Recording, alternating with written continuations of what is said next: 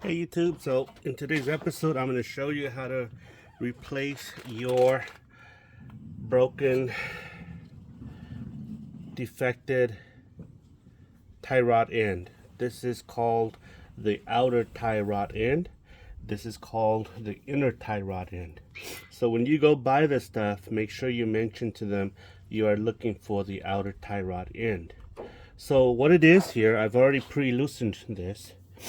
Basically you take to me, I take a punch here and a punch here, and the reason why you want to punch like this is so that you know that this nut right here, when you screw everything back, goes to the same spot. Okay, so what I do here is, so here we go. Basically this is a Duralast item.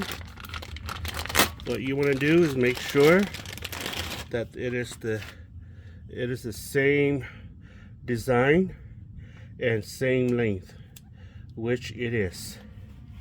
So the difference here is that you see this little indentation right here. This one doesn't have it, but it has it right here, so it's still good. So because I've already pre-loosened this, I'm gonna do this. I'm gonna remove one, and I count 2, 3, 4, 5, 6, 7, 8, 9, 10, 11, 12 and a half revolution. The reason why I do that is to make sure that it's about the same revolution, and it's about the same, and it goes to the same place. Okay, so here goes. Let's have a revolution. 1, 2, 3, 4, 5, 6, 7, 8, 9, 10, 11, 12. 12 revolution. So now I'm gonna have to tighten this nut. Okay, I'm gonna have to tighten this nut. Well, I'm gonna have to tighten this onto here and tighten this onto here so it doesn't back out.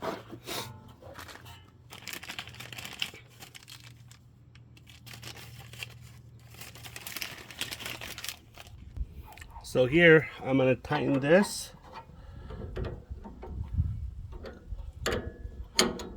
A little bit, and I won't be able to tighten this as tight as I want it to be because this thing's flopping. But once I install this onto the knuckle here, then I'll be able to tighten a little bit more. But don't want to over tighten this because at the end of the day, once we install this back, what we're gonna do is we're gonna have to take it to the alignment shop to have it realigned.